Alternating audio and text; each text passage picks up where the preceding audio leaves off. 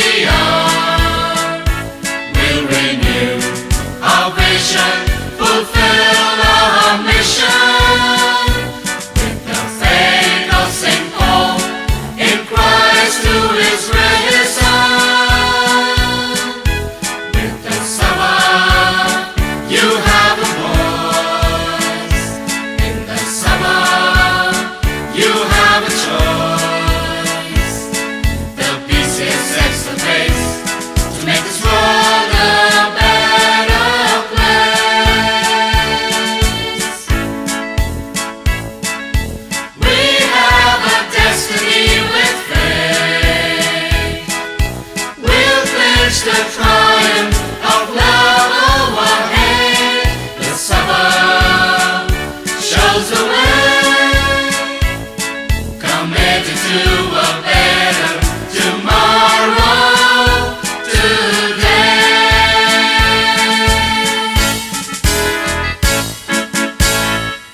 On the behalf of the Bombay Catholic Sabha Environmental Forum, I welcome you all to this webinar, basically entitled Mental Health and the Need for Psychological First Aid.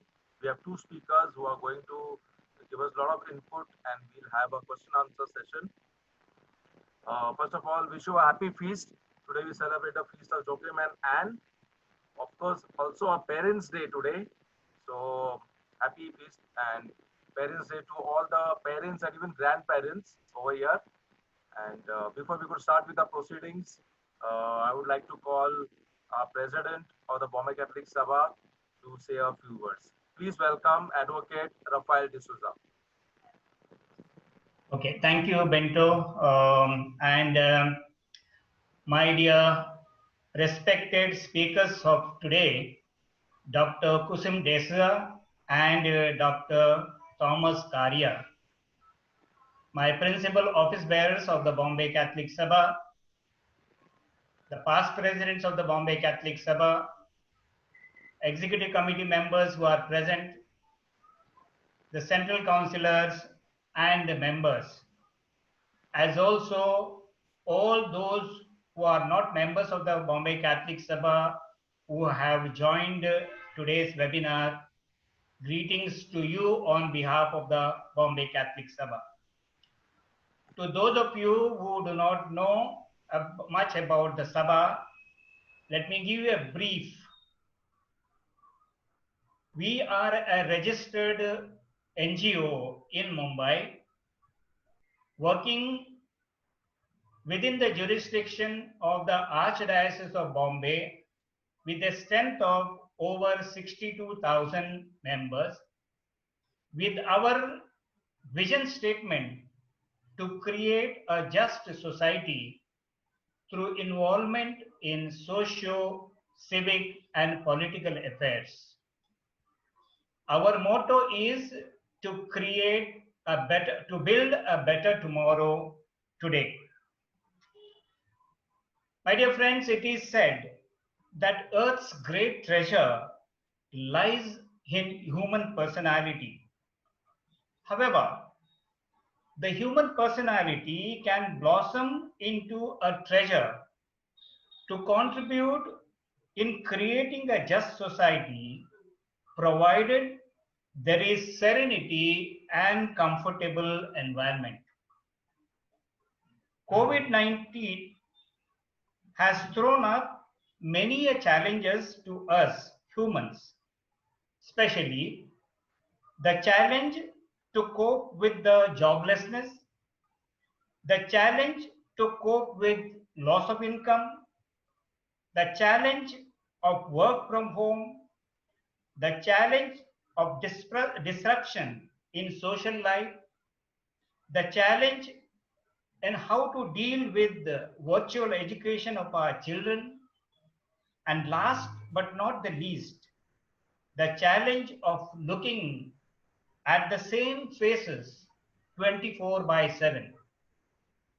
The result is widespread intolerance, domestic violence, depression, and even suicides.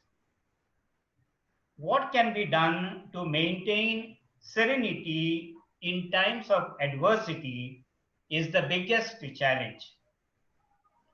Today, my dear friends, the Environment Forum of the Bombay Catholic Sabha has arranged this webinar on mental health and psychological aid to impart education to all of us how to be equipped to meet the present day challenges.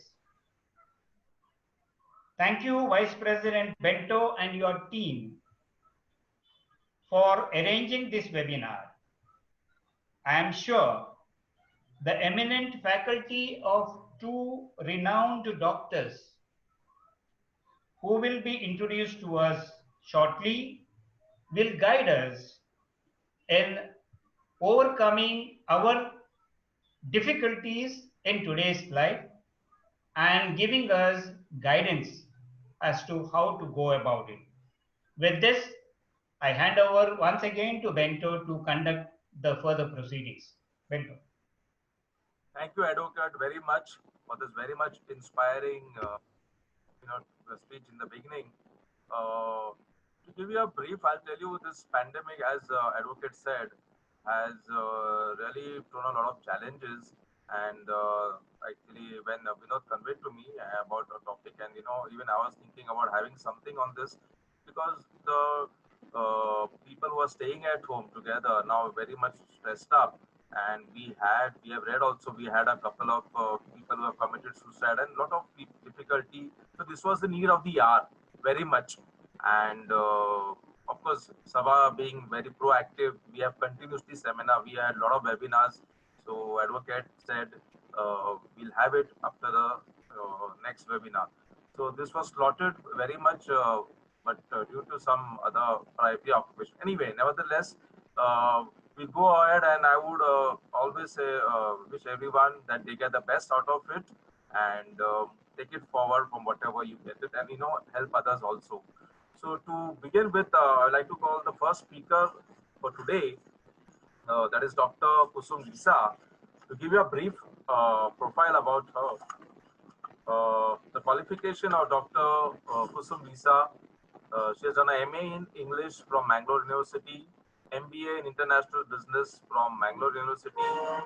She has done a postgraduate diploma in higher education from Delhi, certificate in French, Manipal Institute, journalism, certificate in research methodology, computer applications, certificate in film appreciations, awarded a doctoral degree under Mahipal on the higher education as a means of social and economical emancipation.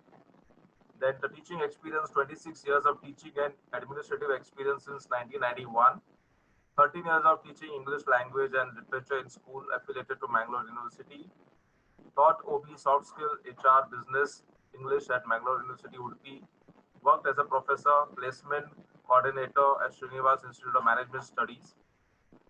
Presently working as a founder principal, Vibgya School, Mangalore. Founded as worked as principal of PCIS Mangalore since 2015 to 18, and was responsible for academic admissions and affiliation process. Worked as regional academic head Karnataka and Goa for Persons schools. In charge of academic administration and overall school governance of Manipal School, Atharva and Madhav Kripa School, Manipal Garden Public School, Palghat and Cochin.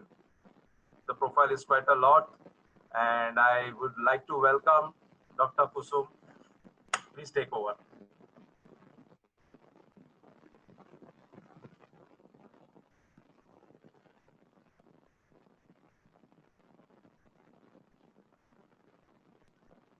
Can you hear me? We can hear you. Thank you so much. So thank you so much for inviting me here today. And I should thank the entire office bearers of the Catholic Sabha to call me, and I'm being worthy of this, experience with you. Let me not, waste time on other pleasantries. I'm sure you would like, you're all eager to, know about what is psychological first aid. Already, Advocate has given a bit of introduction, which he took the words from my mouth. But anyway, it saved my time. Thank you for that. Like how he mentioned, there's so many challenges that we are facing, and one of the huge challenges that we face is loss of job. And like he said, um, cooped up in a house, your own house, and not being able to go out and do anything is causing a lot of stress. Now, when this all happened in the month of March, I being uh, member of different organizations, there was this organization called the Wellbeing Volunteer, which is founded by Podar Foundation in Mumbai. So they started out much earlier than the rest of them, and we received a very good training in attending distress calls. Even though I am a trained counselor and I've been practicing for the past few years, this training was very useful to me because that's what I'm talking to you about today. How to handle distress situation. And before I know, the calls would multiply, and each of us, like there was a time my preferred timings to take these calls as a volunteer was 8 to 10, and there were times when back to back I would be getting calls on the totally 2 hours of slotted time. So that is the intensity of the distress that people were facing all over India. And this opening that I volunteered myself was something very insightful to me. Otherwise, the most of us here are, I would say, blessed, at least to have some square meal per, day, and have the luxury of sitting in the house and not, foraging for even basic necessities in the world. So here we used to get around 100 to 500 calls per day, and there were less of volunteers to attend these calls. And this is when I reached out to Vinod, and he helped me a lot in taking people from Mumbai, basically people from Mumbai. He helped me a lot, and I should thank the entire Catholic Sabha also for that. I'm sure many of you volunteers were involved in these attending to these distress calls. So that's the background, like how I started, doing this, and going to what exactly is this actually PSA, that is psychological first aid, is nothing new. It's already, in the UN, and in the year of 1960, it was declared as a PSA year. And this was done basically to empower common people. You don't have to have a degree in psychology, or you don't need to be a counselor to attend distress calls. You just need a basic training. It's just like how you have your own, you can do your own first aid physically. If you're wounded, you can attend to your own by yourself. It's a small one. We go to the specialist only when it's a severe cases. It's the same logic here. The psychological first aid can be done by anyone. You don't have to have any degree in psychology for this. You just need a training, and then you're off. You can start, attending people around. So I brought this up because even now we get this number of calls, and there are less volunteers. The demand and supply, gap as always is there, and therefore I would urge in this juncture to, if anyone is interested, to take this forward. Maybe the Sabha can pick up few interested ones and give them intense training in, PSA, and so that they can address these distress calls.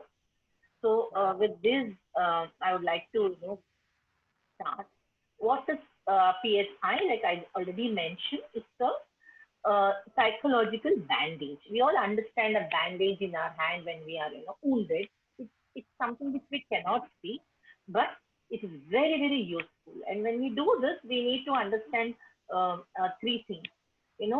PSA is something that is supportive and compassionate presence of a person to the distressed person. So when you are doing this, there are three things that you need to understand.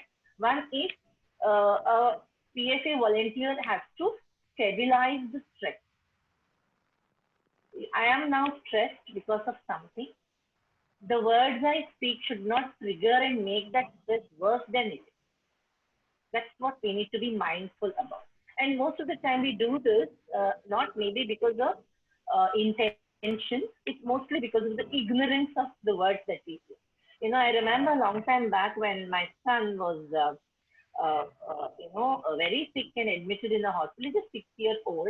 And there was a visitor, with all good intention, she came and then that person came and saw my son and she said, oh my God, okay, these are the symptoms, same symptoms happened to my mother and she died. I mean, this is, you tell me, will this cause more distress or less distress?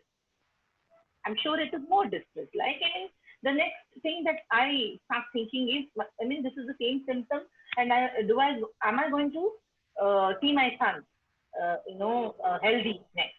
So these are the type of sentences we use unintentionally, though, and that's how we should refrain from causing the stress towards them.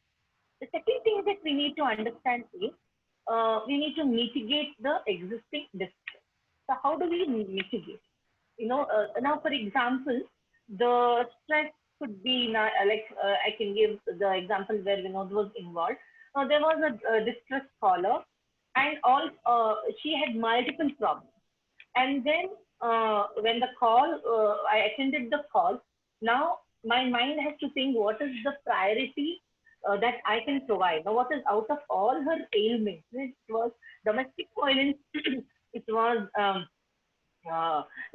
the person herself was, bordering towards a mental disorder symptoms, and then there were no relations at home, and there are so many problems and children to feed, husband not earning, husband being, on the other side, abusive. So all this came up in the call. And then the immediate thing that I have to run in my mind as a distress, receiver, a PFA volunteer is, out of this, what can I prioritize? So as we all know, basic necessity is roti kapada makhan. I have to begin from there and then go to the rest of it. So this is where the Sabha came in and, some the food, and I must really thank Vinod for that. Within few hours, the food went to the distress caller, and the caller called me, and she had tears. I could feel her tears of joy that I'm so happy I received this ration, and my children can feed, for another month now. So we need to see that how we can mitigate the caller's distress. And the third thing we need to remember is we need to facilitate access to continued supportive care. Now, in this example I gave, it's not enough if I just provide her with a month's ration. Now, once you start, having your food, you are comfortable with your basic necessities, there are other demands that attack your head.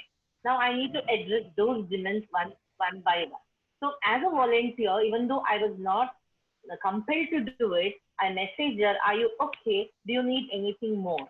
So this is very important for a PFA volunteer. And then what else you need to do as a distress, facilitator, providing to these distress callers is, as I told you that time, assessing the needs and concerns. What is the need right now? Now prioritize these needs and try if you can address them. Help to address like basic necessity. That is, there was another call which came from Goa, and it was, each call has a different story. And if you go on, if I explain it, so to cut the long story short, this migrant laborer, he called and he said, my wife is pregnant. She needs the injection that, I need to go to the healthcare center. I'm not able to go, and she is in acute distress. Please help. Now for this, I had to, talk to another. See, your networking is very important here. Found out that the government distress agencies are overloaded. Either they are overloaded or they are not answering the calls, and these type of distress callers are just left unattended. Somehow I got another NGO, and there are so many good Samaritans, good angels around. We need not be pessimistic and say what happens if I, will this person do this, the things that I have asked. Like I'm hopelessly positive, and till the work is done, and I will see that it is done. So we need to have that kind of a determination. This is very important for a PFA volunteer. So, and then listening. The only mantra in counseling is listening. You need to listen, not butt in and tell your stories and how you overcame your distress. It's not at all important. It's not even necessary, because the person, when they call a distress caller, wants someone to listen to him. Advocate Rafael D'Souza, mentioned about the suicide case.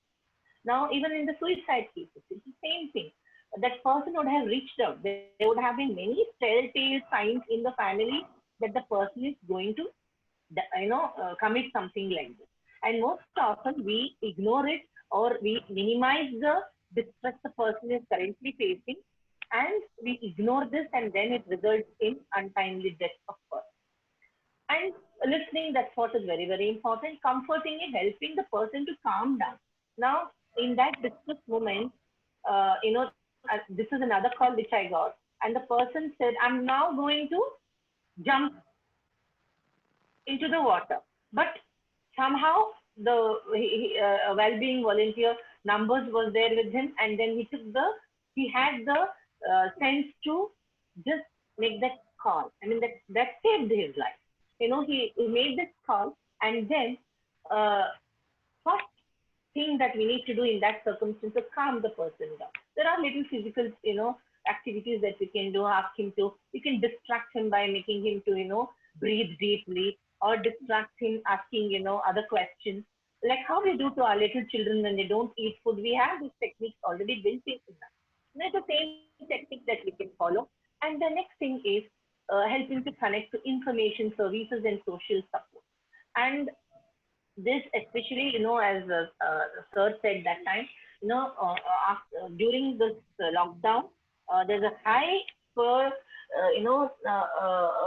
soaring of domestic violence cases, and even rape cases, incest within the family. This was very high, and we received a lot of calls in this effect. And there was a 30-year-old woman calling and saying that her parents are abusing her. So there are all sorts of bizarre stories, which is very difficult for us to even believe that will this happen, really happen. But it does happen, and we should stop judging, that the distress caller may exaggerate. Even if the person exaggerates, it doesn't matter. We just have to listen, calm the person down. These two have to be strictly followed. Now, when I have to put in my PPT all the questions it's easy to understand. So when PFA is necessary, a little help, rationally directed and purposefully focused at a strategic time. I just explained with different examples already now. Is more effective than extensive help given at a period of less emotional accessibility. That means when I just told you now, sometimes we get a healer. It could be our own family member. There is a behavior change. The person is not as in his normal set. Then what happens? These are all the small little signs that we need to pick up and ask, are you all right? Do you want to talk about it? I see that you're not in your normal self. See, there's a one big lie all of us say. And that, if anyone asks you, how are you? You say, I'm fine. This is the biggest lie. Don't you think so? How many of you have done this? Even though when you're not fine, you have put up a brave face in front of the world and said, no, I'm fine. Now, for a little extent, it's okay to lie to yourself. But then, in the long run, it is not going to help you. You need a shoulder to cry, and you need someone to talk to and vent out all those feelings that you have. And sometimes what happens now in the family? Now, if I'm angry with my husband, I need a third person to share that if I'm angry for this person, and once I vent this out, I'll be all right, and I'm happy again, and I'm ready to face whatever is the distress that has caused me to be angry. But uh, how can I sit and explain this, how can I vent this out to the same person I'm angry with? It's not going to work that. So we need a third person to talk to. And once we are fine, many of the time, all we need is someone to listen to us. And another mistake that most often we do is when anyone is in distress and calls you, I need to talk. And when the person starts saying what causes the distress, we have a list of advices. Oh, you should do this. Oh, you should do that. I mean, that's if you're putting on the wrong foot there, and the person who needs to talk, you are blocking that whole venting out. So that panic call and odd hours, the suicide most of the time is a planned one. Of course, there are impulse suicides, but even the impulse suicide is a planned one. It's a paradox. I know that, but then the person would have thought on his mind a lot before committing that act. And if you see the history, he would have done or she would have attempted this several times. It could be with the overdose of medicines. There'd be so many, ways in which the person has, talk to you very loudly. Hey, come, I need someone to, listen to me. So that telltale signs need to be caught. And the next thing is a seemingly strong person. This is another self-stigma. What are the self-stigma? What are the types of advices that pour in?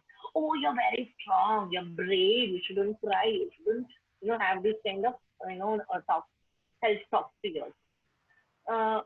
This is again, external pressure where the society expects you to be brave and not talk about your ailment or distress or whatever. Now, this is where we block the whole thing. So instead of plugging and blocking the necessity of venting out, we should stop judging the person as strong, weak, this, that.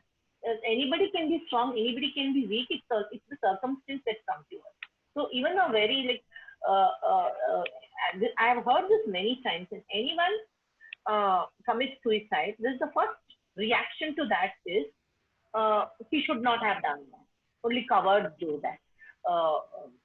And then there is a whole lot of judgment that is passed, that he didn't or she didn't in the off-top, case now with Sushant.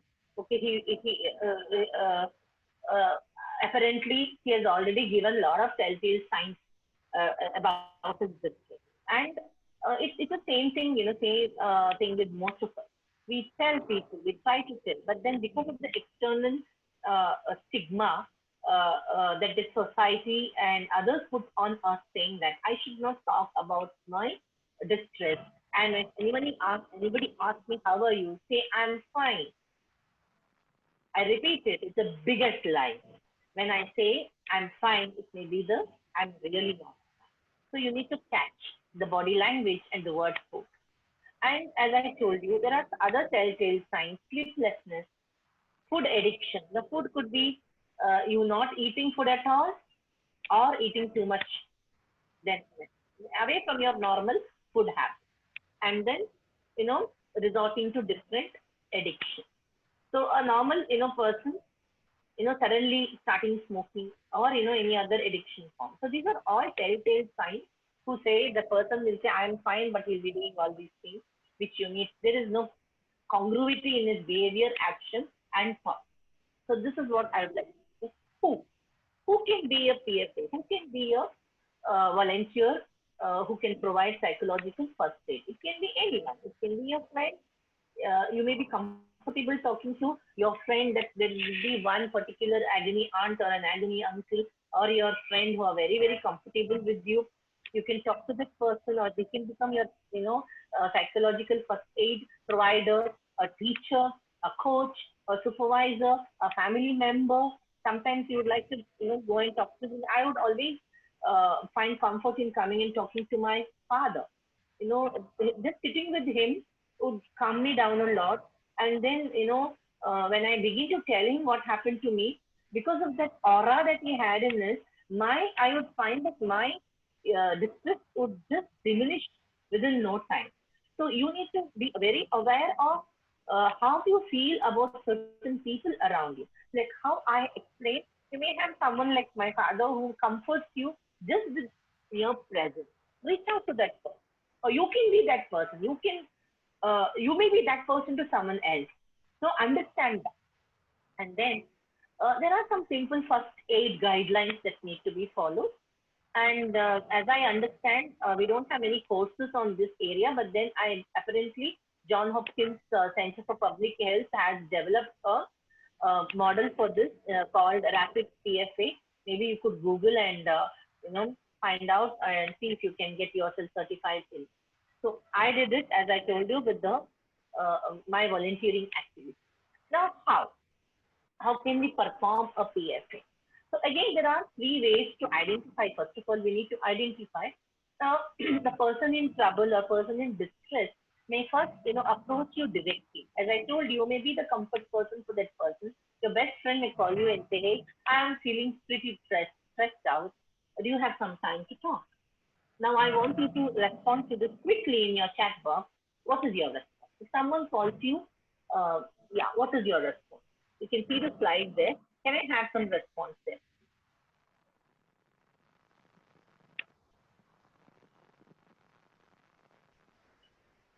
Come on.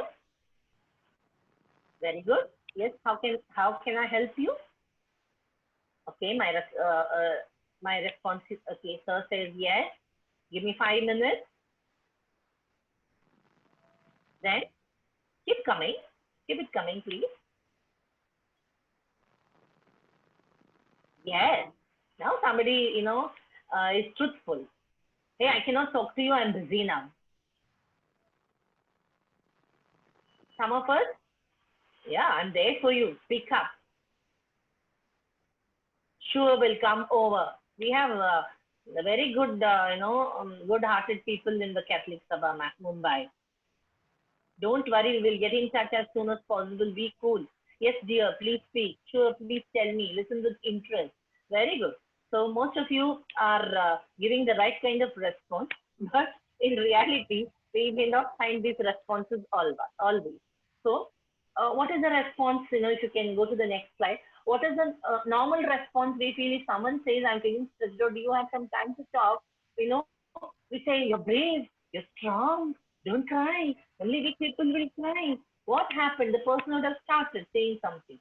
Before he finishes what he wants to say, all these judgments come in. I mean, that's not the right response. So how do we say this? And what is the standard response? You say this to some, maybe your, some of them, this is how they say, in my zamana, this is what I did.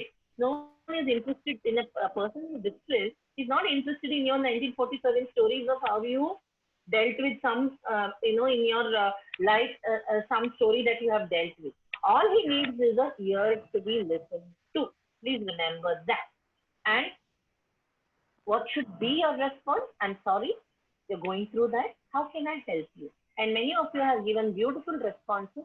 And that's the way we need to open up a conversation. And another mistake that most of us do is we ask the WH question when someone starts talking. Please avoid the why question. The most dangerous question, to ask for a distress is why. We don't begin with why. We can begin with what causes you distress. That helps the person to vent out. And in many instances, the person who is distressed, as I told you earlier, simply wants to vent. They don't have any expectations to resolve the issue. This is again, another mistake. So if the person says, see, my boss, he's doing and I'm very distressed. Now your background music will, start. Oh, I had a boss like this, and this is what I did. The person does not require an advice in that point of time. All he requires is somebody to listen to, and while he is talking, he himself will find a solution to his problem. And the only time that we need to, we need to guide is when the person asks. If the person asks, if I need, can you tell me what I can do? Even there, we need to phrase our, advice very carefully, because tomorrow you shouldn't refer, see, I followed your advice and it worsens the problem. So we shouldn't, have that kind of an issue later on. So it's important to listen. Do not rush to diminish or solve the problem. How do we diminish it? It's nothing, man. Everybody goes through. This really puts off a person who wants to vent, or there is another kind of dramatic response. Oh my God, this happened to you. And then end of the whole conversation is the person who is distressed has to, take care of the person whom she wanted to vent out. And this also is another common mistake that we make. And then do a follow. It's not enough if someone calls you and tells you and the conversation is over. Please do a follow up by asking, how are you? How are you feeling today? Are you fine? Is there anything that I can do for you?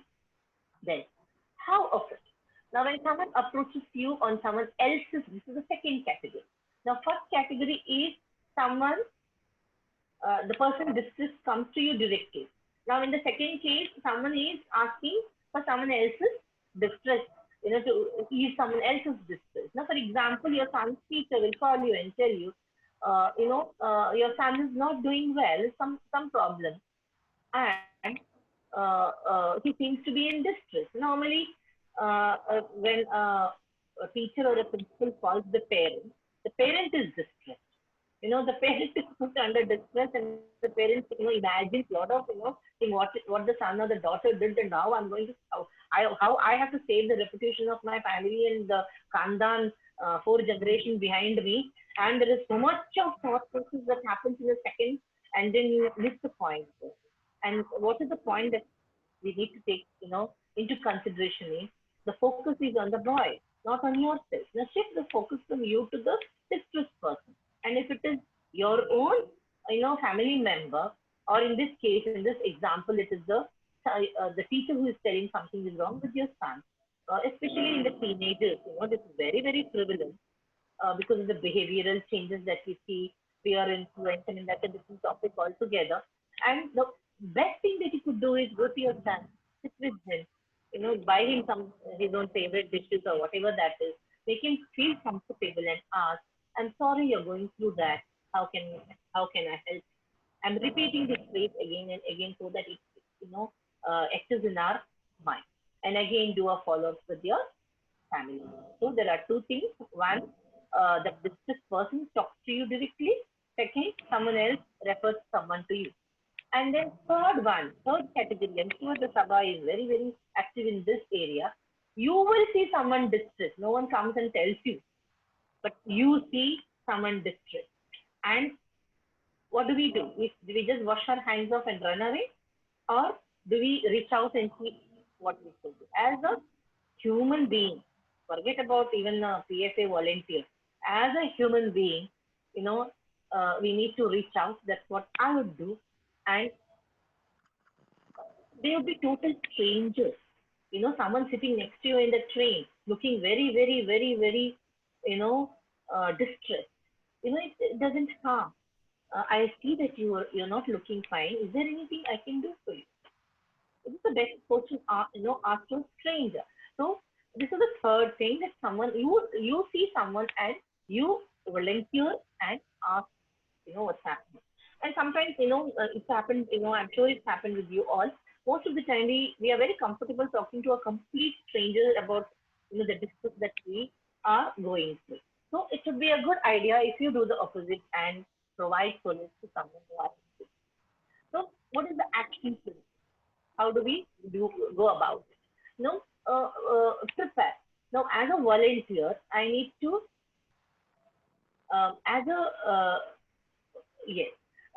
yes, I will just read a response. Yes, try to talk on a friendly note. Take them into your confidence. very important point. First, tell them, assure them that whatever you say is confidential. It's not going to be shared with anyone. And take that's a conversation lead. Thank you so much, Liz Victor. And of course, practice patience and listening, listening, listening. There's nothing else. What if the patient has Down syndrome? I'm sorry here if you may not be equipped to handle a child or people falling into these categories because especially Down syndrome children will not be friendly to strangers. That's a different topic altogether. But if the child comes to you and he has a friendly demeanor with you, maybe perhaps you can do the same, things which I just said. You can deal with that Down syndrome child. But otherwise, the child needs a specialist to attend to. That's my point here. The action principles. You prepare for the crisis. Available services. When I volunteered, we were provided with lot of support. System as in where whom to call for rations, whom to call for different areas. But then, in my experience, all the numbers provided were not very useful to me because there were most of them were government numbers and hardly anybody attended to it. So then I had to prepare my own list of support groups, in my own state, in my own district, and in the districts outside. And maybe organization like the Catholic Sabha, can always have a SOP for these VFAs, done and distributed. Whom to call for what purpose? It will be very, very useful for the person in need.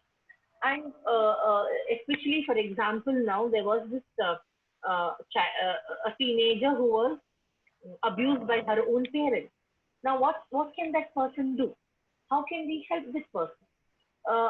We need to have a good networking of NGOs plus the police because we cannot do anything without the police. We need to, reach out and see that the person, it's a very sensitive issue and we need to have that kind of networking with.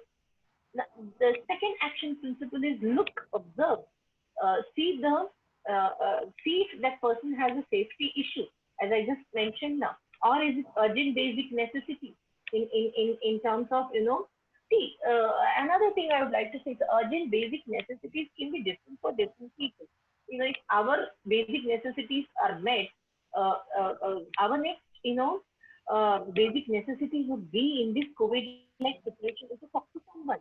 Many of us in the urban cities, especially cities like, metros like Bombay and other places, I've received so many calls there because there are people living alone. And most of them are senior citizens. And how many of us know the Senior Citizen Act? How many of us know, the safety schemes and law that is already there, existing, but not implemented? As responsible citizens, we should understand that first. This is very helpful in the PSA cases because, again, taking from my example, there were a lot of, senior citizens what to do when I'm depressed and I'm taking medicine. If you're, again, it has to be understood whether it's a pathological case or psychological case or both together. And if you're already taking medicines, I'm very sure that you're consulting either you're definitely a psychiatrist or you would be doing both, a psychologist, a counselor, and the psychiatrist. This is the team which should, address your issue. And if you have this urge of talking, definitely there are many free helplines. You can just pick up and call and vent out. And they're complete strangers to you. And you may feel comfort in talking to someone who you do not know. See, I received another call like this from another metro. And this man was around 50-year-old in the same category, taking antidepressants. And since I know about I'm trained in that. Then it was easy for me to gauge that that person was getting into bipolar phase. So then we have our support system in psychiatrists, they were referred to, and the scholar was Edward. So we need to be well equipped with resources around us. So look, observe, see if there is a safety concern. Then if it is a safety concern as in abuses, we need to ring that bell. And other serious distress reaction. Like I told you, there was a senior citizen caller. She said that I'm alone. My routine was so different before COVID. Morning, I would get up, take my bag, go to the church, and from there I would go visit the market, buy what I want, and then when I would visit few friends of mine, and she would come back around 11, 12 o'clock, cook for herself, finish her. See, this was our routine. You know what? Why we are distressed during COVID is our entire routine is upset. We are, we feel totally helpless because our well-etched routine is disturbed. Now, I'm not going to go much about how to cope because Dr. Zakaria is going to explain to you how to deal with that. Then, as I already told you, listen and link. I've already mentioned about the resources that we need to have in others. So, repeating the action principles: prepare, look, listen, and link. And then there are some do's and don'ts, which some of it may be repetitive, but I'll go through it very quickly. The do's, when you get a person, you're talking to a distressed person, you're listening to a distressed person, these are the things you should do. Remain calm and confident. Some of you have already put it in the chat box there. Listen empathetically. Try to identify the worst part. I've already given you examples. Out of the five or six distress points the person is telling you, which is the priority, which I must address first. Ask specific questions about the person's ability to completely attend to others. Like, is the person okay with the relationship, in the family? Or is the person able to perform his daily job? There are some distress scholars saying that I just, my day and night is all bungled up. I don't know, what to do in the night. I'm sleepless during the day. I mean, this totally, messed up. Now, are they doing their routine job? Routine job is, what we do. We sleep at the right time. We get up at the right time. This is our biological clock that I'm just mentioning. So, is that biological clock out? And then most of these bordering towards psychological disorders would be, they'll start hearing voices, you know, uh, uh, and there are so many other telltale signs. Now, ask for guidance, assistance, or refer a healthcare professional. In these cases, especially some of you asked about mental health, the actual mental health issues. PSA volunteer may not be able to address them, but you can have a list of psychiatrists, counselors, and psychotherapists so that you can refer them to those people. And you can advocate, you can liaise with these people and see that you should provide the right service to the right person and see that the distress finally, our goal should be the distress has to minimize. And what are the don'ts? So don't get caught up in the situation. Nobody of us, we become the character in the drama, created a drama, already the distressed person. So we become a hero. You want to save the humanity from all distress causing. We cannot do that. So this is a drama triangle that we put ourselves into. And instead of being a hero, we can be a coach. How can we be a coach? We can tell the distressed person, see, the basic thing is we need to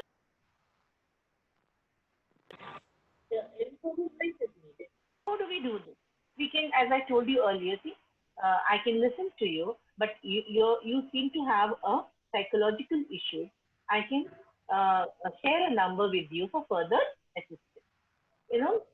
This could be instead, oh my God, you can't sleep. For 1 week you're not sleeping. See, you have entered into the drama triangle there, and it's not going to help the person in any way. Don't interrupt or attend. Now, when someone is you're face to face with someone, we have become so distracted these days that when a person is talking to us, our hands are doing something, our eyes are going somewhere else, and it's not going to help the person in any way. We need to give 100% attention in our body language as well. Don't lighten or exaggerate the worst part, as I already gave you the example. Minimizing the issues and maximizing the issues, both are detrimental. Don't hesitate to ask about self-harm or harm to others. Now, this is during distress if the person is abused, or if the person is saying that, I feel like killing myself, you need to probe further. You need to ask, can you tell me what are the instances that you have? Have you tried to self harm before? Do you see, you need to give a leading question to that person so that he comes out with the precedents earlier. And then don't make promises that can be kept. Now, this is again entering the drama triangle. Now, you hero, you want to save the person, then you give all sorts of promises. I'm coming in a minute to save you from the distress. See, if you can't come in a minute, please don't say if you come in a minute. We need to be very, very careful when we promise, because the promises you gave to the distress scholar has to be met with. There are so many times the person would have, taken adverse steps because the promises are not kept. And then do not forget to do a follow-up. I've been repeating throughout my PPT 2-3 sentences, how to address, and then repeating,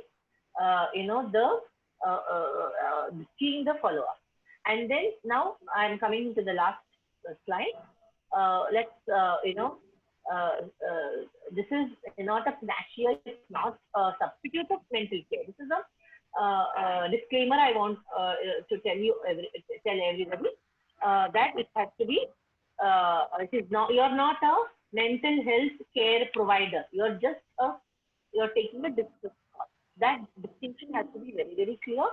And then the golden sentence, I'm repeating again, if anyone is in distress, the golden sentence is, I'm sorry you're going through that. How can I help you? So with this, I'm sure, all of us can take that distress call and help another person in need. This is about PFA. In a very short, limited time that I had, I tried to make it, as simple as possible. And my goal for this session was that at least some of you should be interested to take this up and be a, caring listener to other person. So now the slide also contains the coping techniques, but I request Dr. Zakaria to take over. Thank you so much. And if there are any questions, I would, I think the organizers can tell me whether I take the questions now or after Dr. Zakaria's. Thank you, Doctor, very much. We have little scarcity of time, but definitely we will take up the question and answer at the end of the session of Dr. Thomas Sakai. Okay. Those who have got kindly address to the speaker, but we'll be taking the question and answer at the end. So if you want to address it to Dr. So we go on to the next speaker for today. That is Dr. Thomas Scaria. Just about doctor. He has a doctorate, PhD on psychology, post-graduation in social work, medical and psychiatric, double graduation in philosophy and social science, postgraduate diploma in journalism and media, diploma in personal and human resources, internationally certified addiction counselor, certification from Global Center for Credential and Certification, UK and Colombo Plan. He is the director of AutomMind.com and EcoLink Institute of Wellbeing.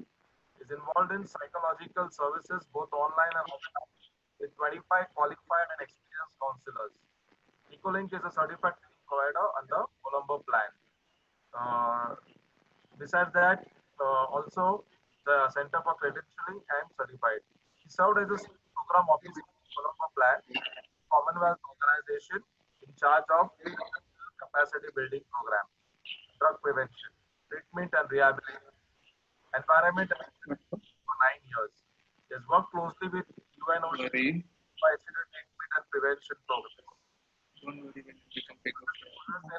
years in the top level policy. He is also proved as a journalist. He was awarded the best reporter of the year 2000 International Asian News Agency, that is ucannews.com. Worked with GSR, CNR, that is American News Agency, and Matters India. He's written and published nearly 800 new articles and features on various issues in electronic and print media. He authored a book on the impact of alcoholism on the poverty reduction journals in 2015. Many more. Let us all welcome Dr. Thomas Karia. Okay, good evening, everybody. Okay, my topic is stress management or coping mechanism. When I look at you, I think everybody looks like a little bit of stressed upon. Even I am also stressed, and we are passing through a very stressful time in our era, definitely. And a small virus, a small invisible virus has conquered the world, and it has conquered us also. It has interfered with our life, our business, and our like freedom, economic freedom, our family life. Everywhere it has entered and interfered with our very life. So maybe we are not much worried about the virus, but maybe our anxiety is more about if in case it comes, how do we respond to that? That is our anxiety.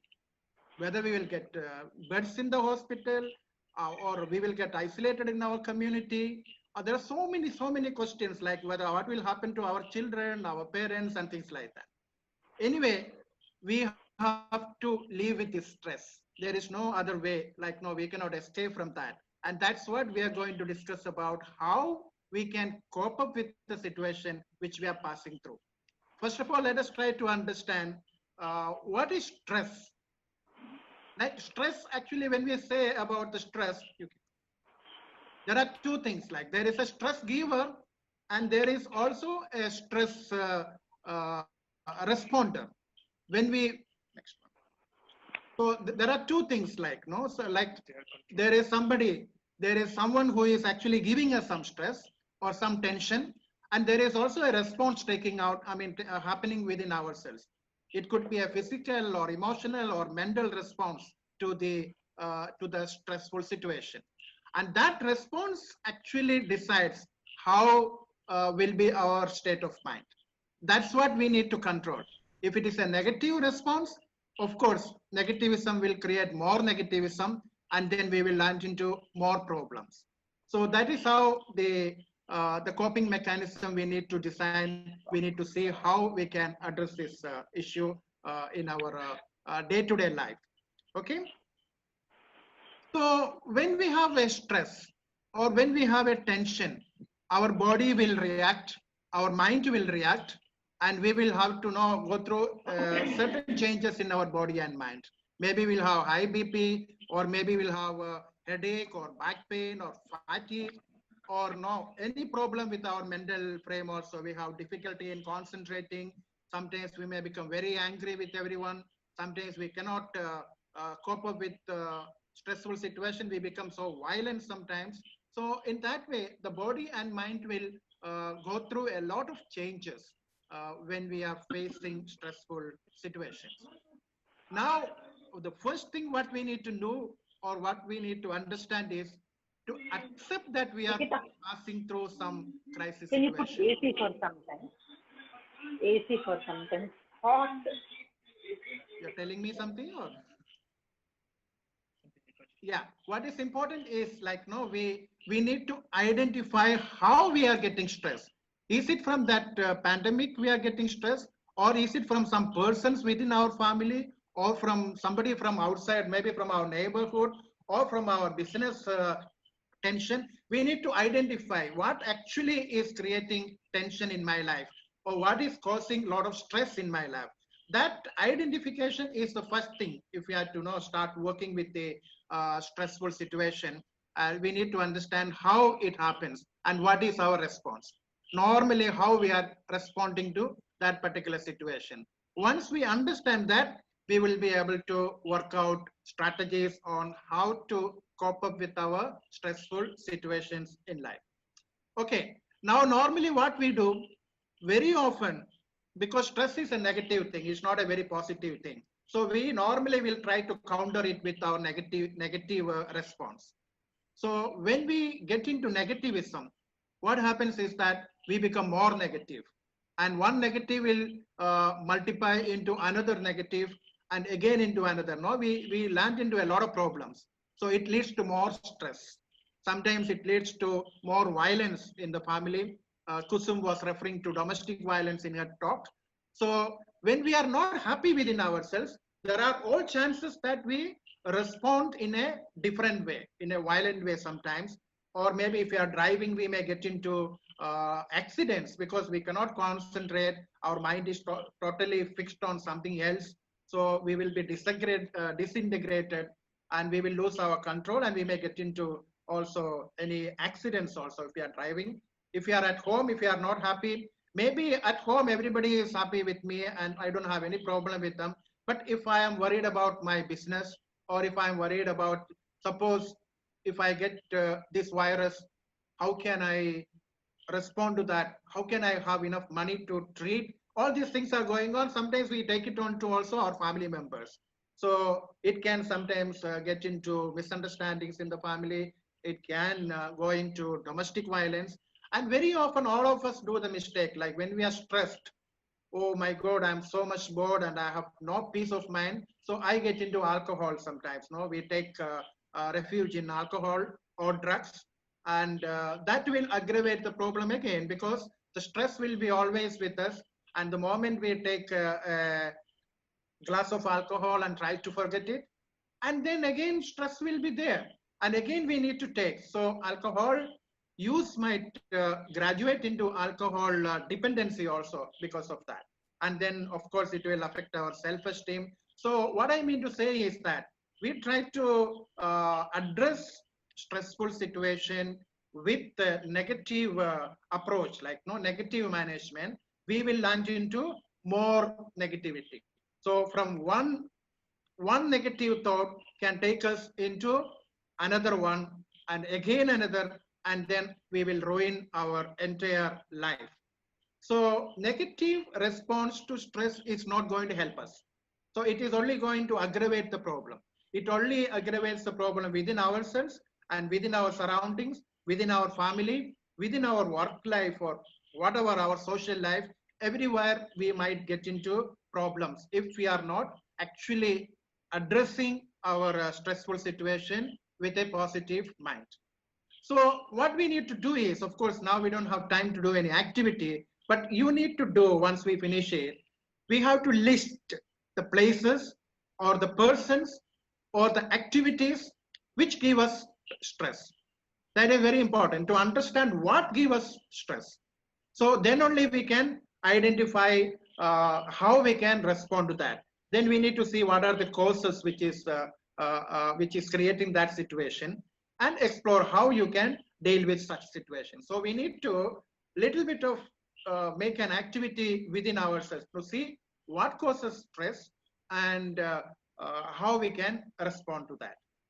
Now let me come to positive management of stress management. Like no, if we don't find out a positive sort of a response, the problem is going to aggravate. The problem will be always all over, and we will not be able to really manage that. So we need to see, that is where we need to develop a sort of a first aid kit, like no, the psychological first aid which Kusum was speaking about. That is where we need to have it very clearly in our pocket, like no. So when I go out, when I meet my people, or when I interact with my officers or my workers in my factory, I'm sure there will be certain things which I won't like it.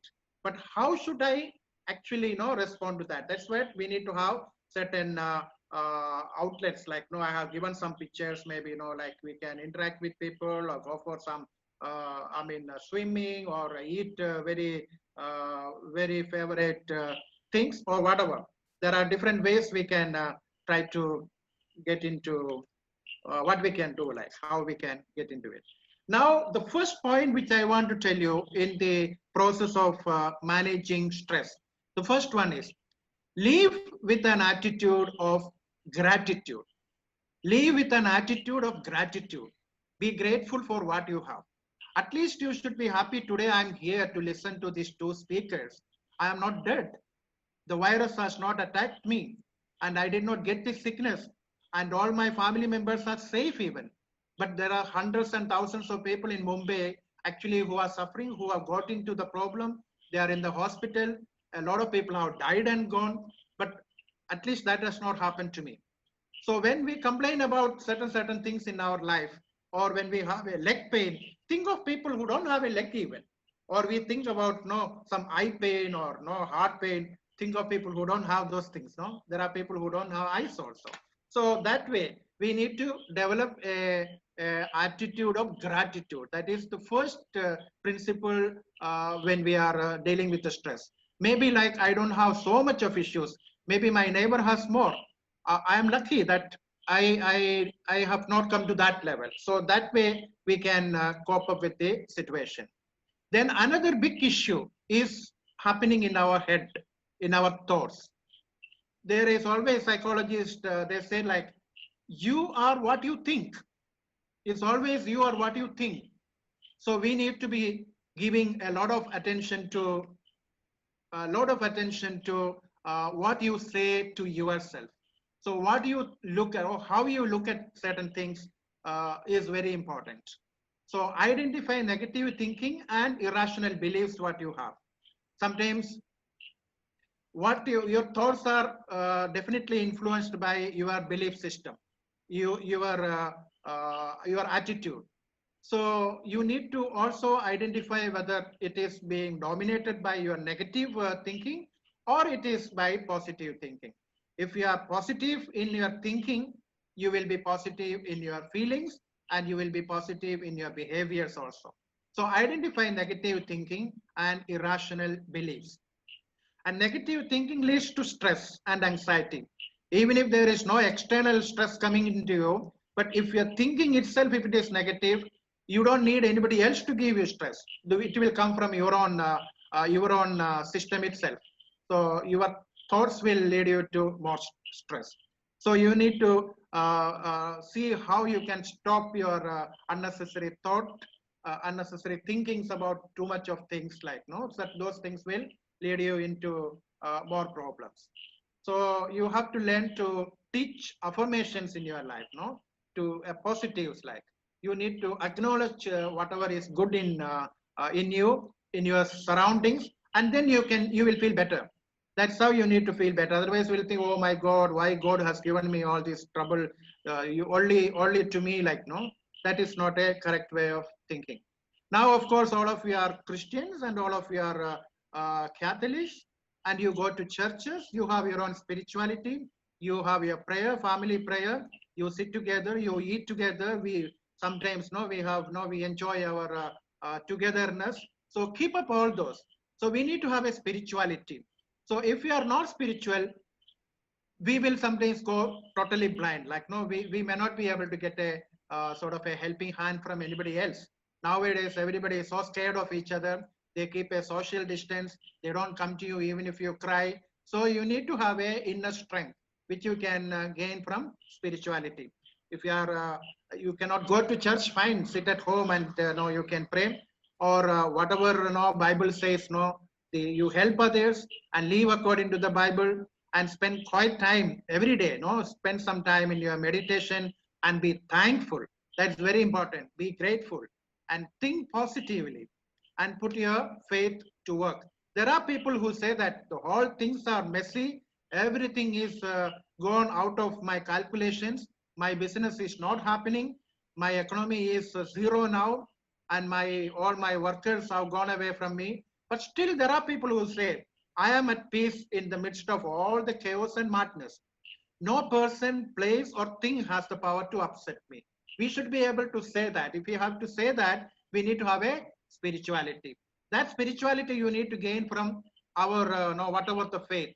It doesn't mean that, whatever religion, every religion have got a spirituality. Believe in that inner strength, inner power, then we will be able to, overcome our problems, the stress situation.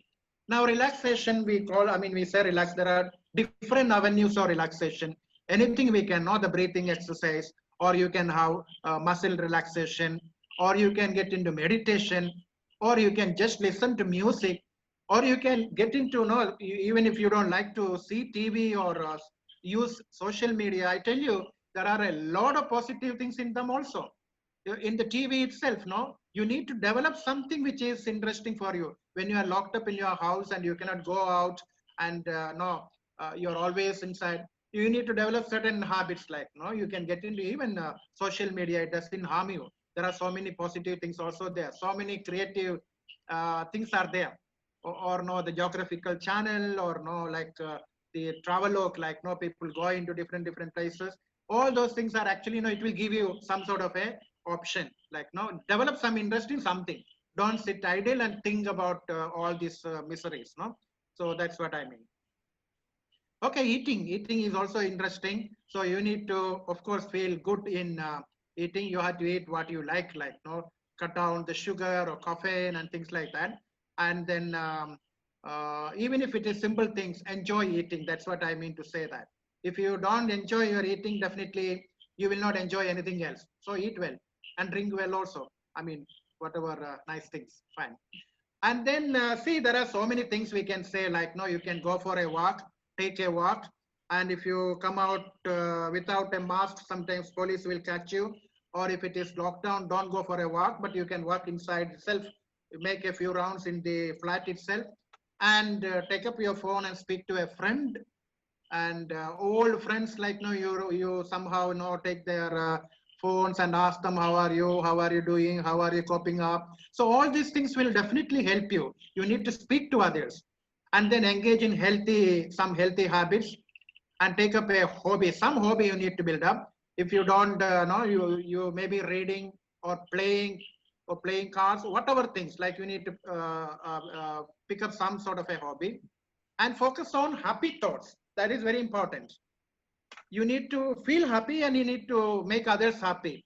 So that's very interesting, very important thing. And focus on achievements rather than failures. Now, many people have failed in their business. Many people have lost their job. Many people they don't know what to do. The future is very blank. But think about big things you have done, and you can feel again hopeful and think constructively.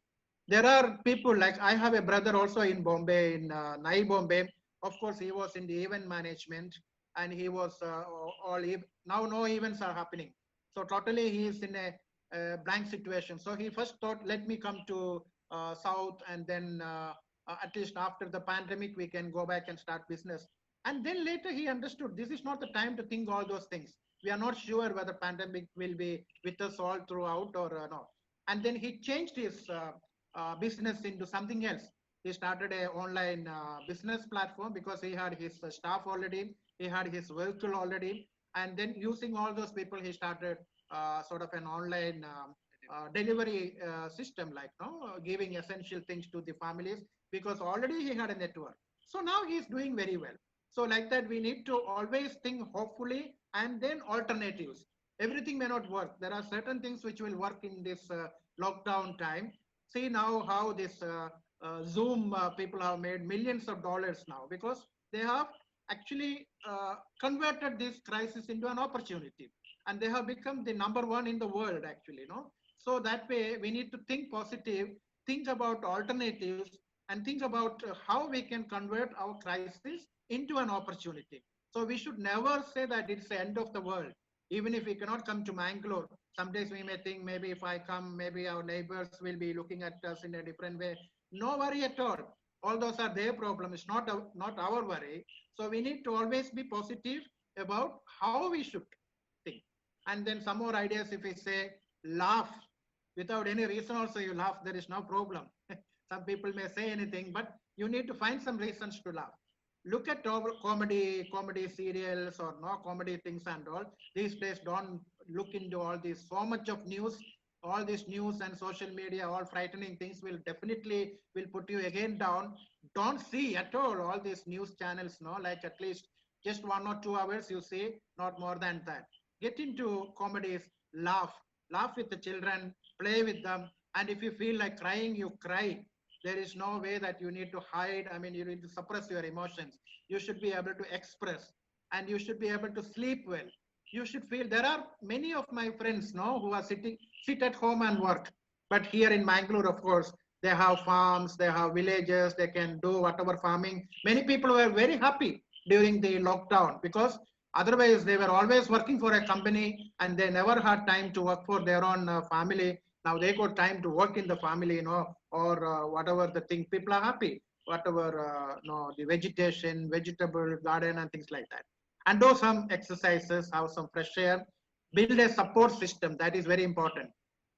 You need to call your friends, you need to be in touch with your family, and then you build up a support system within yourself. Now you are lucky you have a Catholic Sabha there, 65,000 people are there, and that itself will give you a lot of reassurance. Like, if something happens to anybody, there are other people who will, take care of you. Like, the other day I'm also a journalist. I was doing a report about one of the dioceses here, Mandya diocese.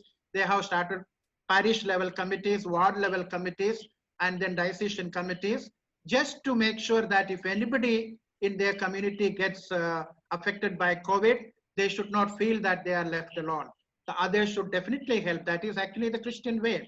So when we do that, we get a lot of positive energy, and that's what we should be doing at this time of crisis. And then there are some more. I'm going to stop soon. And perfectionism and all will not work now. Maybe when we are running our factory, our office, and we were very strict and to the quality control and all the perfectionism, everything. But that may not work now. There are so many people, they are not believing in that. But if we are insisting on that, what will happen? We will become tensed up. That's all. We will have more tension and stress in our life. And so don't go for so much of, we have to be flexible. We need to relate to people in a flexible way, because everybody is in the same boat, everybody is facing the same problem, and then relax your standards. You are high standard, fine, but if you have to survive, you have to have a support system from community. You need to be flexible also, and stay away from negative people. That's very important. If anybody is putting you down, anybody is still giving you a lot of frightening news, keep away from. Now you need to have company of people who are positive. It's very important. Negative people will put you into more negativity. And surround yourself with flexible and fun-loving people. You enjoy. This is the time to also like you are at home. Try to enjoy with your children. Of course, there are people, like, oh my God, children are also at home. Keep on complaining. That complaining things is not definitely going to help us at all in our coping mechanism. So we should stop complaining, and then what is important is develop a kit, a first aid kit. Like when we have a physical problem, when we go for a tour or something, picnic, we take some medicines with us, some bandage with us, and something like that. Some Dettol and all with us. So similarly, we need to also have a kit of psychological first aid kit, where if such a situation comes, how am I going to respond? How much of positive energy I will have? How much of religious or spiritual energy I will keep in my thing? How many support system I have around me? How many people will support me when I'm in? We have to keep a list of things and people and situations in my box, first aid box, so that we are prepared. Every time we are prepared to address the stressful situation, because stress will be always with us. Don't expect it will not be there, and you cannot fill it with alcohol or anything. It doesn't work. When you want to drink alcohol, drink it for fun with the friends, enjoy, but never drink for suppressing your emotions, suppressing your whatever the negative stress in your thing. Many people drink because they are stressful. That is the biggest mistake those people will be doing. You drink for, if you want to drink for happiness, or not drink with the friends, things like that. So never drink to escape from a bad sort of a situation. Okay, this is just for you. Like, I don't mind. You can even share my PPT with your friends, no problem, your members. So this is like, one side is all negative thing, other side is positive. We need to fill our first aid box, psychological box kit, with all these positive things. I should have gratitude. I should be spiritual enough. I should have my own friends who are positive.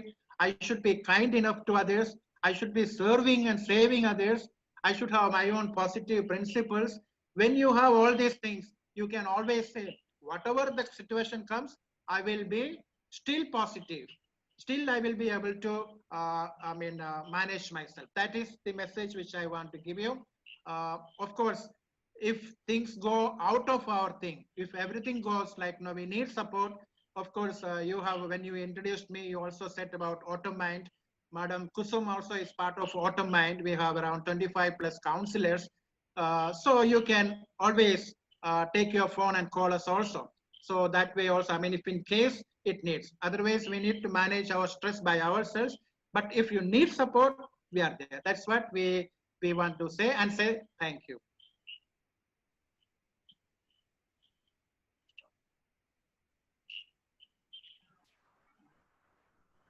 Thank you.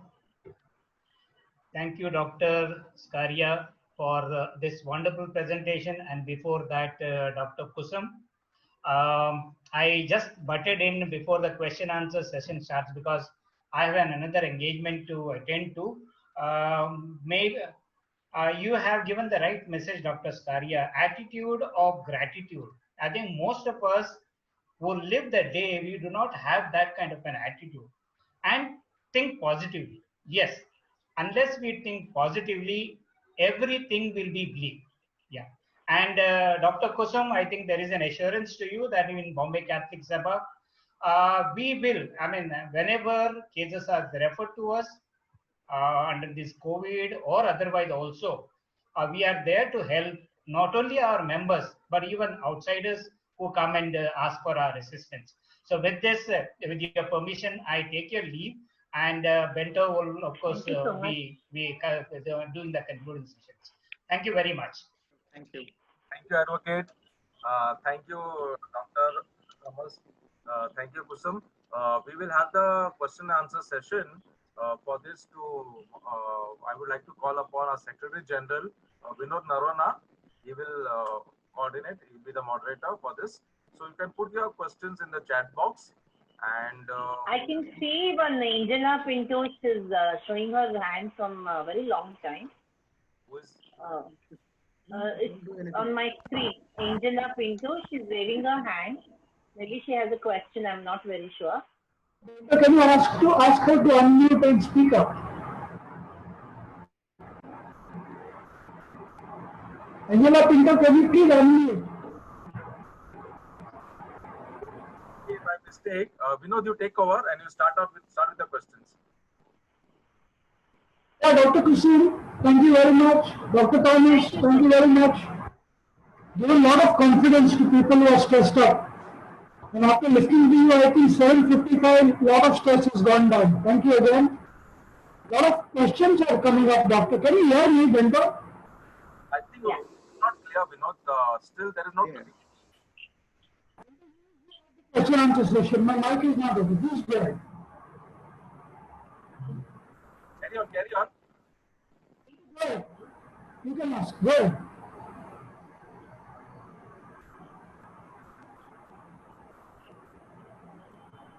Okay, we'll begin with the question. Yeah. I think everybody keenly interested in getting, first of all, the email IDs of both the speakers and numbers. And I would like you all to share it in the chat box. Yeah. Please do share. Yeah. Please share the PPT as well. Someone asked for the PPT as well. Yeah. Whatever I have prepared is in the public domain. It's the WHO, content that has been taken. Yeah. There is a question which has come up is, in general it is, there was one question is said wherein they spoke about some there from Maitri organization and Harish Shetty, and whether they would want to join and how they could help around. I didn't get it actually. Can you repeat, Mr. Bento? Yeah, sure. Achha. This is a very relevant question. They said if somebody gives a call and the patient, of course, patient doesn't have the patience, Now, what do we do in this situation? You can ask them leading questions to come up with a talk to talk, and there are instances where it's mentioned that They would want to talk, but they may not be in the framework to talk. And what I suggest is, this has happened to me. What I do is, in this one of the cases, I ask, like, you are not able to talk now. See, we need to feel the person.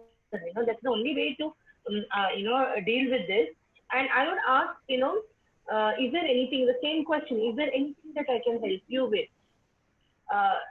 When you ask open-ended leading question, the person will, they may mumble something, they may say, then they will be sniffing, they're controlling their cry. So in those cases, what I ask is, do you want to cry?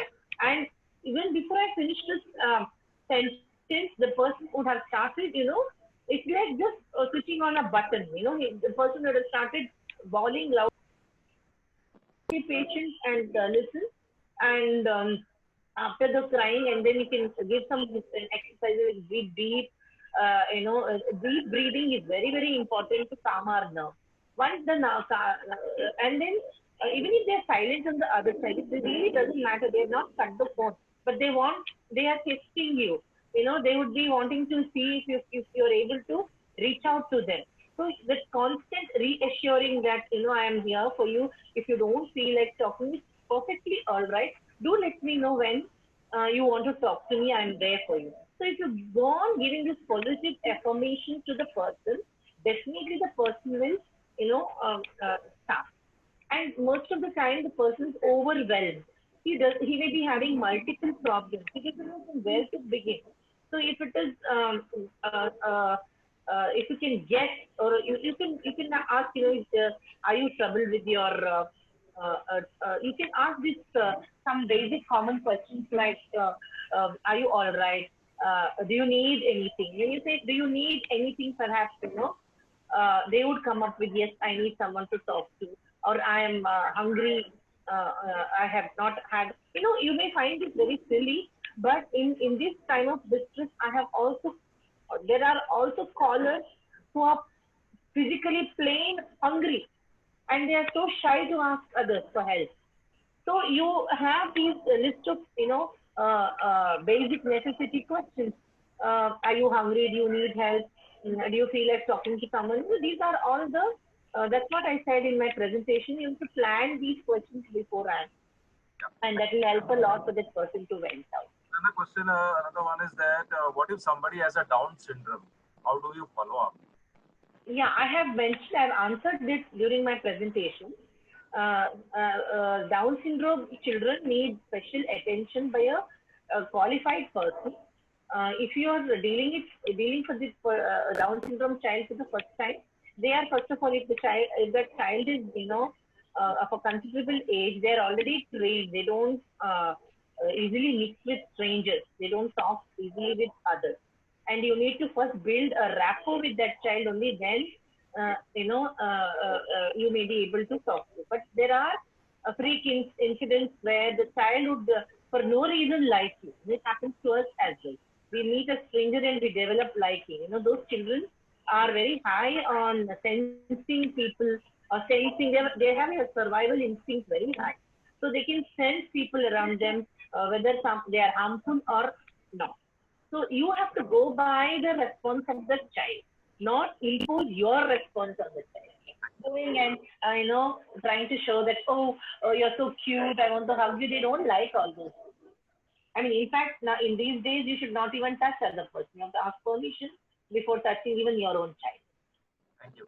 I think this question has been answered by Doctor in his PPT. That is what to do when I'm depressed and already taking medicine. Dr. Thomas would like to. I didn't get the question. What to do when I'm depressed and taking medicine? Got it. No, I didn't get the question. What do you do when you have? When I'm depressed. No. When you are depressed. Yeah. That's the question.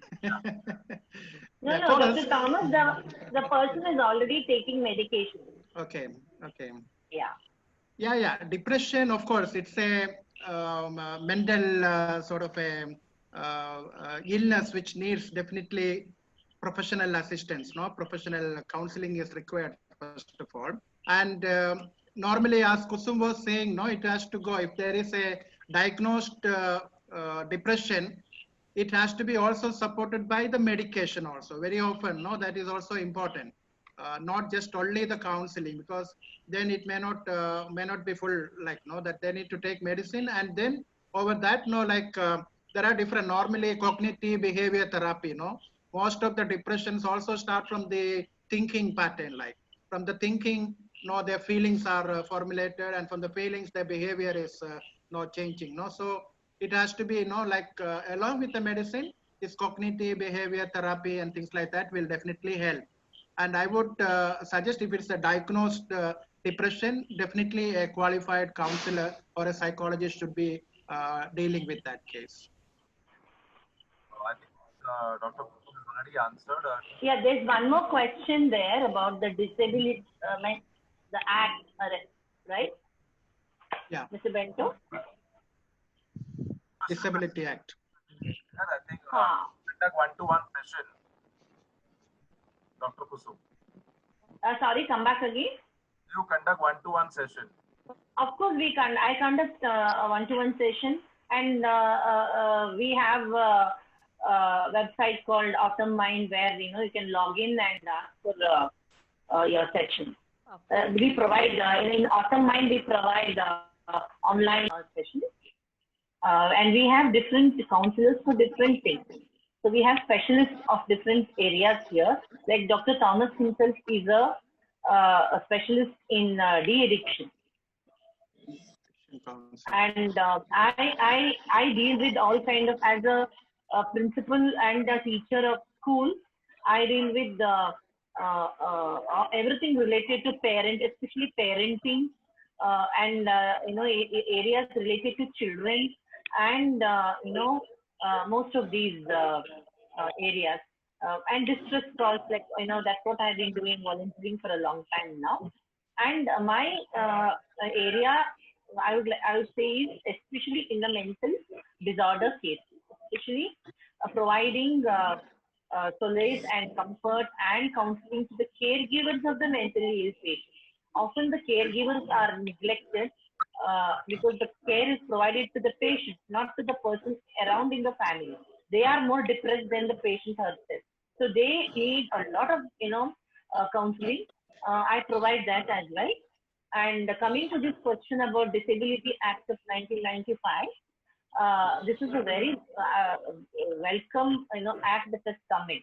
But like any other act in our country, I'm going to refer to act of maybe SC Act. Now the act has come. How has it been implemented? How has it been implemented? And has it been eradicated? It's the same challenges we are having even in the Disability Act of 1995. And I have seen lots of organizations. There is one organization in Hyderabad. The entire factory and area is 90% of them are mentally challenged. I'm not talking about the mentally challenged as in other areas, physically handicapped or such areas, but people with different mental disorders are employed. But what I would like to say is, even to run, to have such diversity in a workforce, we need special, already available policies in the company. And then the people around, the colleagues have to be sensitized. Now, imagine a person who is diagnosed with depression is working with you, and the person goes through different mood swings, and the person, his colleagues around will not be able to understand. They are not equipped, they are not empowered to understand different moods that the person is going through. So it requires a high level of understanding amongst the colleagues. Sensitization program first has to be done in the company, and then you can employ people who are labeled as or certified as mentally unstable. This is what I would like to say, because I have worked also with a lot of organizations where care is provided, lifetime care is provided to the mentally ill patients. So they are engaged in the respective NGOs doing some other activities. But as you know, the stigma is so big, huge, being employed in other organizations, it's very rare. It's not that every company will accept it. There is one question that how much do you charge for school children counseling? No, we can discuss that on one-to-one level. Next question. What is the difference between dementia and mental problem? Actually, Dr. Thomas, you want to answer that, No, or you should can I take answer. that? Yeah, dementia is. See, this is another area which is very useful, and I would suggest you to conduct a separate session on geriatric care, especially dementia is related to geriatric. People who are aged, people are considered to be senior citizens. So it's them who your brain starts degenerating, and your the dementia sets in. The early signs of dementia is forgetfulness. For example, you ask the person, did you have your breakfast? He will say no. He would have had it, but he will say no. And these are the small little signs of early dementia. It's basically forgetfulness, but it also is coupled with a lot of aggression. We have seen a lot of aggression. You'll see your own father or mother who was very calm, quiet, loving, caring, suddenly using foul languages, shouting at people, being very aggressive, beating. All these behavioral changes will start, and forgetfulness is main. And also, I would like to tell you, dementia is also associated with other mental disorders. Like if already the person is diagnosed earlier as schizophrenic or any other mental, this one or long-term medication she's taking with this other disorder that he was diagnosed, dementia is going to set in sooner or later. I'm saying this with the case because my own mother went through this.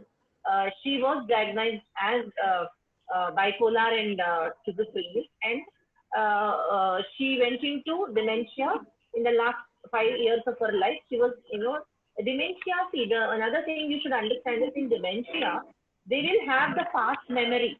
They will not have the present memory. If you understand this much, it will be very, you can be compassionate to these people.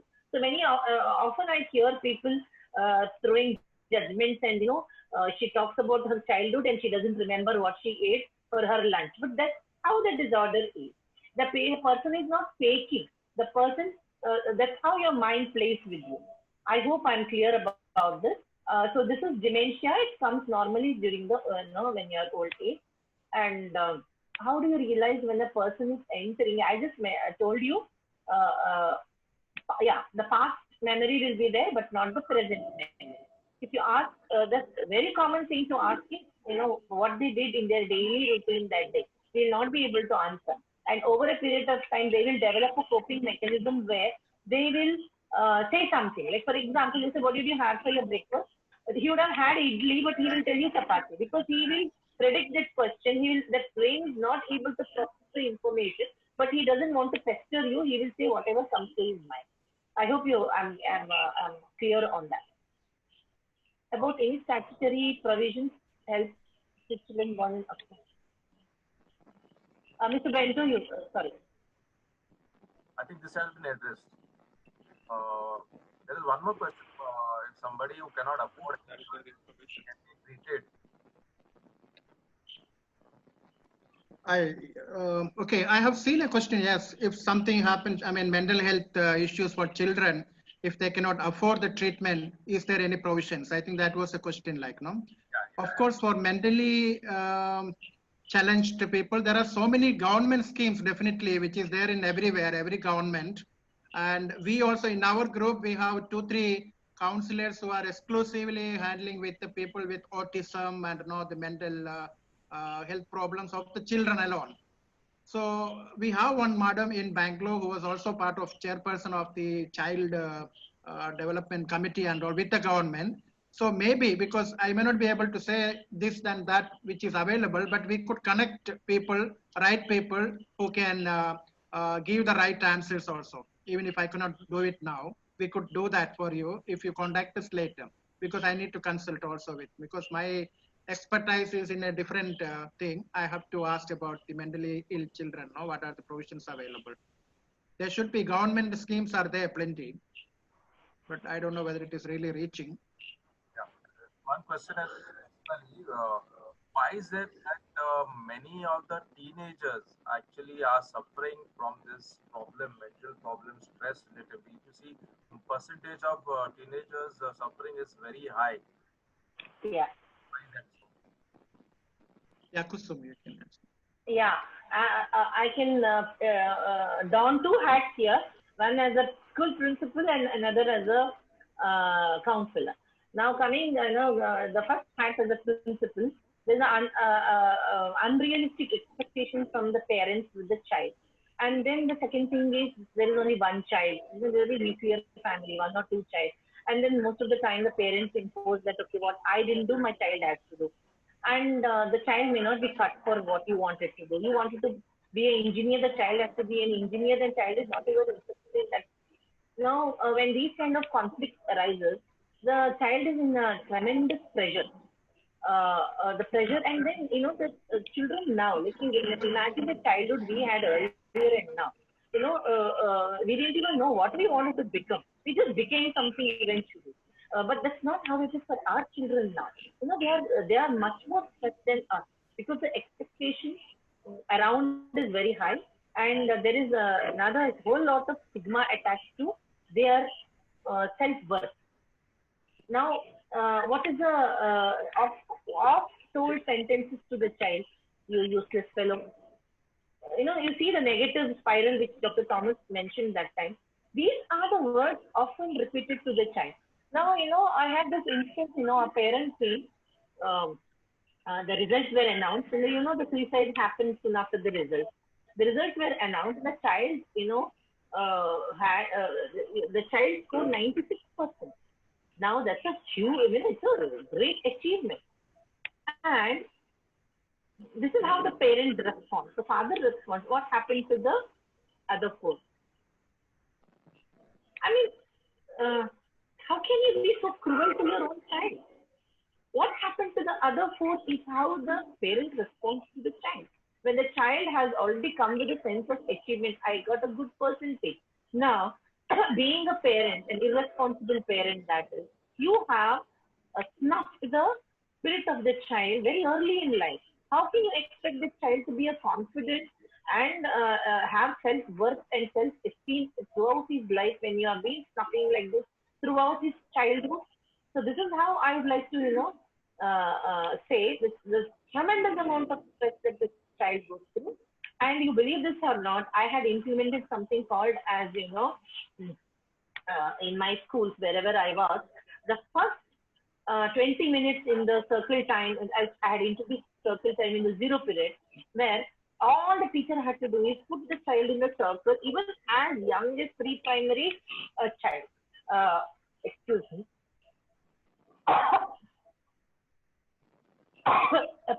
Sorry. As young as a pre-primary child, you won't believe this. I have to mention this. A 4-year-old, a 5-year-old. I have these easy questions. You can try that in your own houses. Because anyone these easy questions. I've trained my teachers. In the circle, the child goes in the circle. The teacher is there, and we have a mascot. The favorite of the child could be a teddy bear or anything that the child likes. We throw that. We speak through the mascot. So we say the teddy bear wants to know how is Disha today? Is Disha happy? These are the simple questions we ask. And believe this or not, even as young as 4 or 5 years old, they express their joy or unhappiness in these questions. They say that today I'm very sad. So what makes Disha sad today? Disha is very sad because Mama scolded me today. So what did Mama do? Mama made you sad? Yes, Mama made me sad. And what happened? My stomach was full and I had to drink that milk. These are the small little things the child is worried about. If you say that, if you feel that a little child is not stressed, I'm sorry, even a 4-year-old, 3-year-old is stressed because of the the parenting, where there is undue expectation from these, from these parents on the children. And then there is a whole lot of stigma around, again, I mentioned about the external pressure that you need to perform in a particular way. You are compared to your cousins, you are compared to your neighbor who scored 96 and you are 95. I asked this question to the parents who come and crib about their children. Sir, please tell me what was your score in that day.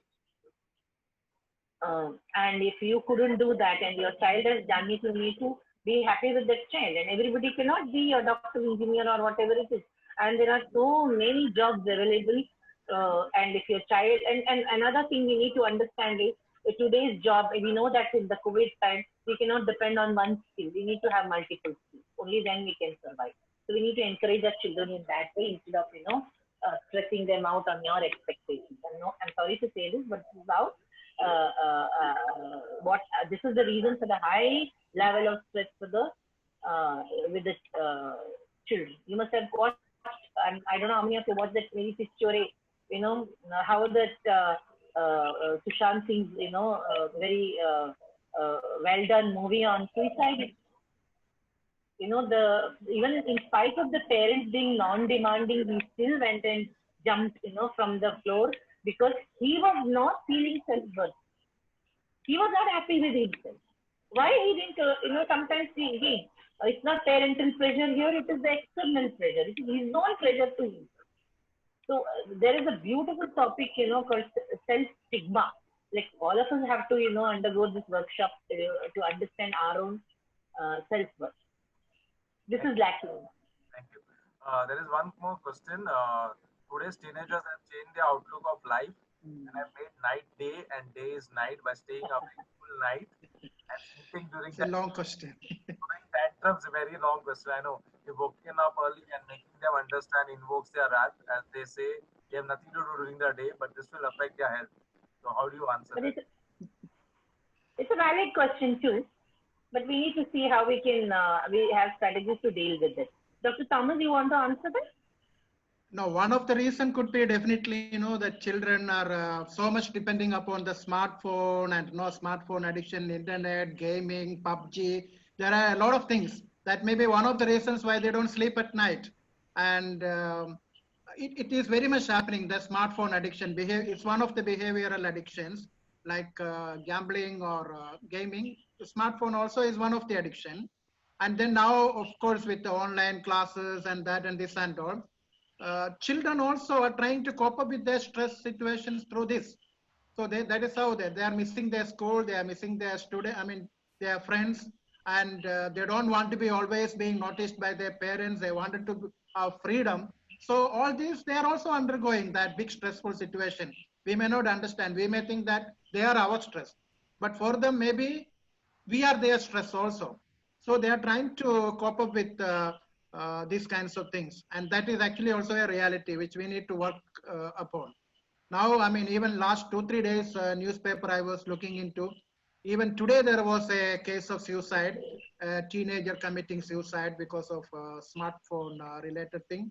2-3 days back in Chandigarh, I saw one 13-year-old boy, because of the PUBG related game. The parents asked him not to play and all like that, committing suicide. So this is actually happening. The children are also undergoing a lot of stress in their life, which they may not be able to tell. They try to cover up with these kinds of things. We need to understand, and we need to definitely work with them also. I would like to, just share some strategies which I have done in my own house. So, when the COVID was announced and the advocate said we all have cooped up inside the house and seeing everyday same faces and getting, annoyed with each other, instead of going, that's a negative spiral, beginning of the negative spiral. So instead, what could we do better? So I put up a schedule for all of us. Said, okay, during the day I have my cooking to do. I announced this. Okay, anybody want to take cooking? Please take. No one. I know that no one will take, and it's only my work. Okay, so if it is my work, then I want other work to be done by each of you. So this is how each of us distributed work. My son, took up, sweeping and swabbing, and my daughter, took up the laundry. My husband did something else. This is how we distributed our work. And then we said, during the day, you work in the morning, you can have your lunch, you rest. But evening, it's a compulsory 3 hours on the terrace. We have to sit together. And we took a beautiful, when you're having a time, you can just take it from you can buy it from the Amazon. You have a beautiful game. Which is the happiest country in the world? Any idea? In the happiness indicator. Sorry? No, I didn't get it. There, as per the happiness indicator, there's one Scandinavian country which is considered the happiest country. Now, there are some best practices from that country. I will not say everything because you need to also do your research and find out. And I can give you, they practice something called as Hygge. Hygge is Hygge. Now, it's pronounced just Hygge, even though the spelling and the pronunciation doesn't match. So, Hygge. What is Hygge? Hygge has list of questions. It's a card. Okay, and you can shuffle it and pick a card and you read the question. The question should be, like I told in the little while ago, okay, what is that unforgettable incident in your childhood? That could be one question. So we four, mother, father, 2 children, we sit and talk about this in our childhood. It may sound funny to you, but we did that because we made the best of the situation and had a very great bonding time. And we played this for 1 hour. And sometimes it would go more than 1 hour. And then we played cards, we played carom. That's what we did in our childhood, right? We played with our own parents. At least I did that. And how many of the parents have this much of patience to sit with and have a conversation with their own children? I have questions there because as a principal, I've seen even as young as these parents, pre-primary parents, especially comment, they tell as if it's a big achievement that has happened in their life, that they say that my 2-year-old is very good in using smartphones. This is where everything begins from. The addiction begins there when the child is even small. And what do? You have devised a new strategy that, okay, if the child watches something on the smartphone, you can feed the child, fast. Now, this is how it all started. And now the child is a teenager and we are complaining about addiction. Now, who bought this phone? I'm telling you again out of, my own personal experience. When my son said he wants a cell phone, he was in 8th grade. I said, I can't buy you one because I have to buy it from my name. And I can buy you only when you turn 18 and the cell phone will be in your name. And he tripped and, sulked and, all that happened. I patiently sit and talk to him and tell him, okay, these are the advantages. And then fast forward, he was 18. I kept my promise. I bought him his first, cell phone with all conditions attached. And then today he's 25. He tells me, Amma, you did a good thing when I was in 8th standard by not giving me, a cell phone, because today I'm not addicted to it. I can always come in and come out of it. So we should not sacrifice for gratification, instant gratification for something which is a long-term benefit. So this is a very candid opinion of mine because I've seen my own children and also children in this school. Thank you, Dr. Kusum. I would like to invite, if anybody have questions, they can directly send an email. I think both the speakers have shared their email ID. And if you all are comfortable with the phone numbers, in case they require some emergency call or counseling. Before we end the session, I would like to call upon Joint Treasurer Alvin Patado. Sorry, he's the Treasurer Alvin Patado to do the vote of thanks. Vinod is still having problem with his mic, so thank Vinod also for coordinating with this. I'd like to invite Alvin. Alvin, you are there? Yeah, I'm there. Before I can speak, I would like request everyone. See, I'm sharing our screen now. Okay, so do subscribe to our YouTube channel. Okay, BC Sabha. You will get all our webinars which we are having till now. We had put up all on the YouTube. This is our what is that, YouTube or the thing. You just have to type BC Sabha. Our URL is also BC Sabha. So please do subscribe to it and view all our earlier videos. And this video also will be available to you by tomorrow morning. Okay. Our upcoming program will be that Bombay Catholic Sabha is career opportunities. Do join us on 30th July from 6:30 to 8 p.m.